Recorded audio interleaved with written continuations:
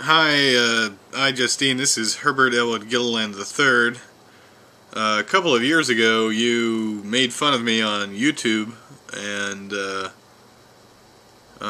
ever since then, 18-year-old men and mainly, and some girls, come to my channel and call me all sorts of names in comments that I don't publish. Calling me a liar and saying that I'm a loser, or, any number of things. And I was wondering if you could do me a favor and help somebody out in your hometown that isn't doing very well. If you could address the content of nopersoncommittee.org and help me in some way, because so far all you've really done is add insult to injury, and I really don't appreciate that at all. So anyway, I hope you'll consider reading the blog and being a little more prudent with what you say about it. And if you can help me in any way, I'd appreciate it. Obviously, I'm a bit down on my luck and certainly don't have nearly as many opportunities as some people. In 1999, things were pretty volatile. You could do a lot of things, but the web was still young, and now it's old, and those opportunities are gone. And when I talked to Chad in 2005, I guess I didn't realize the impact that I was going to have on that day. But after 6 years of asking and begging and telling people that I wanted to start this company called YouTube, you just sort of want it to be done with. You're sick of it. It's a burden that you need to get rid of. And when I talked to Chad, he at first seemed cordial and somebody who was going to help me start this company. But it quickly turned south after the second phone call, when he basically reneged on everything that we had agreed to and began to deny that he was even talking to me while talking to me. And that's the beginning of YouTube. If you don't believe me, well, then you're missing out on the truth. And if you do believe me, then you're obviously a discerning person who is meticulous and can read the various things that I've said, and is able to trust people to their word. And in this case, it was all about my word until, for 7 months, a Texas super lawyer, who continues to believe me to this day, and some other attorneys got together and believed my statement and stood behind me and performed polygraph examinations that turned out to indicate that I was indeed the inventor of YouTube, that what I was saying was true. But, in the 90s, to stop civil rights cases against companies, federal lobbyists and their friends in Washington created a new type of federal civil procedure law that basically throws into question your attorney's ability to investigate. See, had we been given these subpoenas like we had intended, we probably could have revealed the email message I sent to myself in early 2005 before I talked to Chad Hurley, indicating that I had invented YouTube. We probably could have deposed them.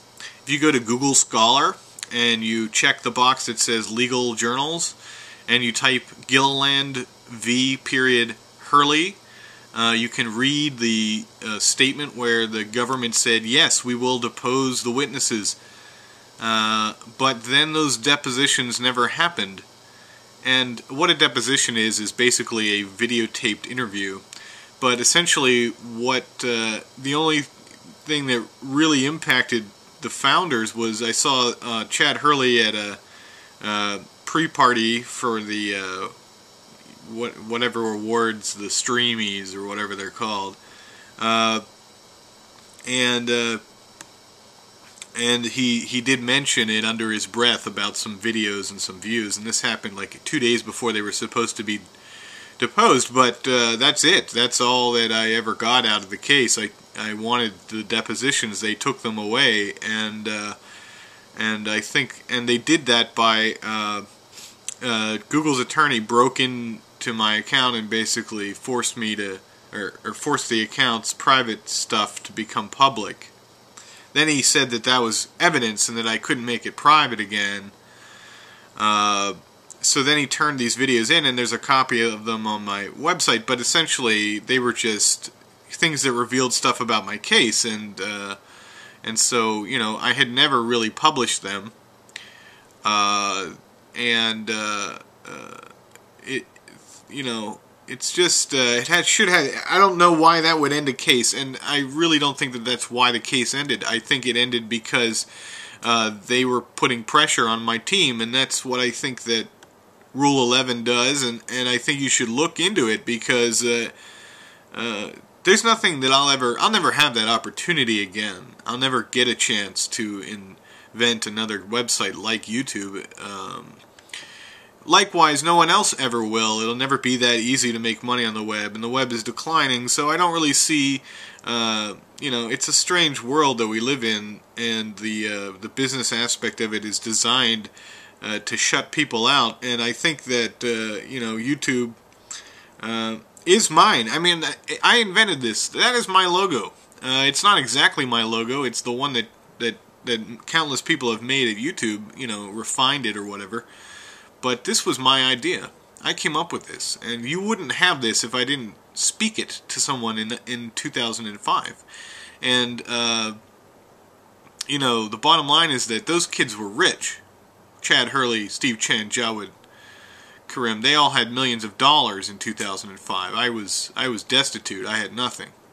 Had somebody given me just a small figure like $10,000, $20,000, I could have maybe started the website, but no one would do that. So, and that's because the question over and who are you? And they've basically made it so that in my life I'm no one. I'm a nobody now.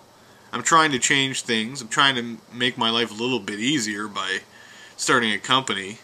But you know, it's ignorance, people's ignorance, that has put me in this situation. My poverty, their ignorance, combined to form, you know, to allow myself to, or rather to be, that society allowed me to be bullied into this. And please read my blog. I mean, there's a lot of information there. Please share it with your friends. The media won't cover it. They covered other cases like the Vander Boss twins, or whatever their name is, Vinder Cass, whatever.